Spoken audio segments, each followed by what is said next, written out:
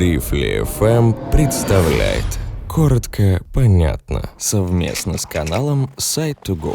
Когда мы думаем об отношениях, мы воображаем двух или больше человек, которые вместе, потому что они любят друг друга. Ну а слово «любовь» часто ассоциируется нами с чем-то положительным. Когда мы слышим о любви, мы можем связать ее с некоторыми действиями, такими как взаимная поддержка, привязанность и интерес. Однако существует и токсичная любовь. Самое страшное в ней, что это не всегда очевидно. Когда вы полностью погружены в чувства и страсть к своему партнеру, сложно быть еще и психологом, чтобы трезво наблюдать за собой со стороны. Кстати, эти самые психологи уже давно обнаружили, что когда мы влюбляемся, области нашего мозга, которые помогают нам оценивать себя и ситуацию со здравым подозрением и смыслом, становятся менее активными. А это особенно опасно для тех из вас, кто встречается с токсичным партнером, то есть находится в абьюзивных отношениях. Так как же распознать их в вашей жизни как можно раньше?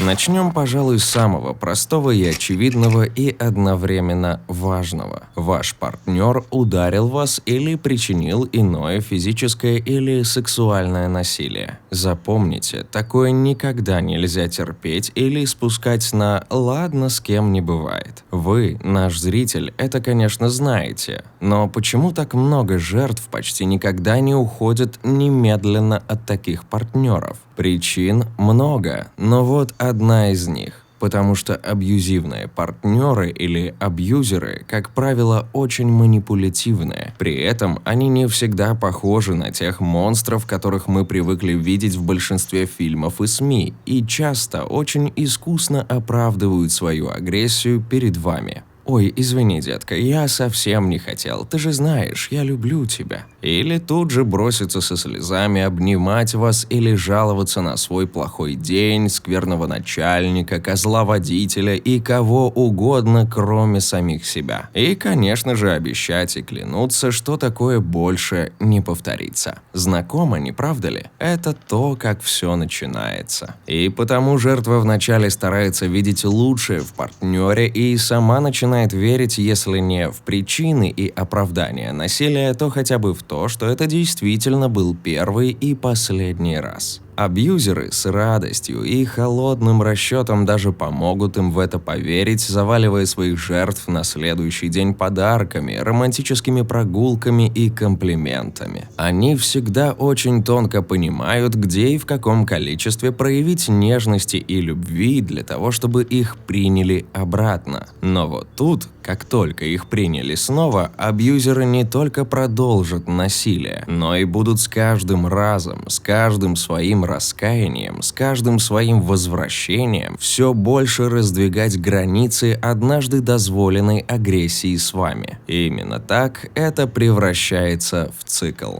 Но и это еще не все. Абьюзивные отношения могут проявляться и на психоэмоциональном уровне. Ваш партнер-абьюзер будет использовать вашу же любовь и чувства в своих манипуляциях и атаках на вас же самих. Как только он почувствует, что вы собираетесь уйти от него и из этих отношений, он тут же начнет давить на все лучшее в вас, рассчитывая, что достоин вашего сожаления и добра. Вспомните, слышали ли вы такое от них? «Если ты оставишь меня, я не знаю, как мне дальше жить. Я не могу без тебя, ты же знаешь, ты нужна мне». Вот почему в среднем жертвы обычно попытаются освободиться от абьюзера 7 раз, прежде чем на самом деле уйти навсегда. Когда жертва набралась решимости и самоуважения избавиться от абьюзера, тот начинает доводить себя будто бы до грани. Истерики, слезы, биться головой о стену, калечить себя или болеть. И все это со словами «ты же видишь, как мне плохо без тебя». И часто жертва, видя это, начинает винить себя за то, что происходит с партнером, и остается с ним. А в следующий раз своей решимости будет бояться выразить желание разорвать отношения, потому что это может быть опасно для жизни партнера-абьюзера. Но помните, решение остаться в абьюзивных отношениях чаще приводит к опасности для жизни самих жертв.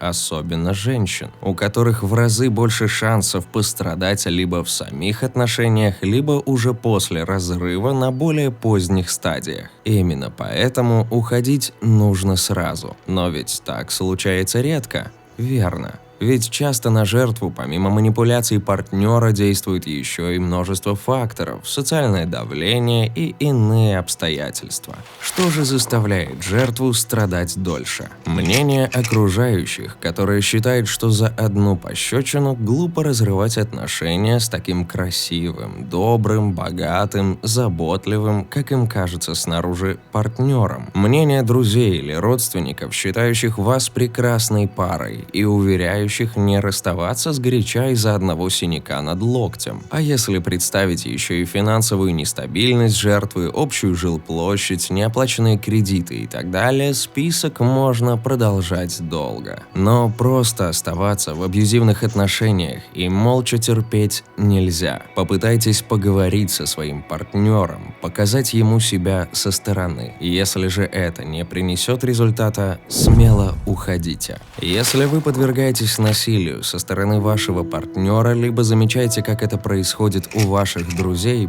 пожалуйста, сообщите об этом в специальный центр по ссылке в описании или в полицию. Освобождение будет поначалу казаться пугающим, но терпеливо оставаться в таких отношениях – это не только ухудшать ваше положение, но и приближать еще большую опасность, чем сегодня. Помните, что вы достойны любви, без манипуляций и агрессии, любви в здоровой взаимной поддержке и партнерстве. Если есть что-то еще, что мы пропустили, давайте дадим знать об этом друг другу внизу в комментариях. Не забудьте поддержать канал Psych2Go, автора англоязычной версии и анимации, за то, что они продолжают поднимать важные темы. А для поддержки хорошего контента на русскоязычном YouTube подпишитесь на наш канал, чтобы мы могли быстрее переводить и озвучивать больше новых видео.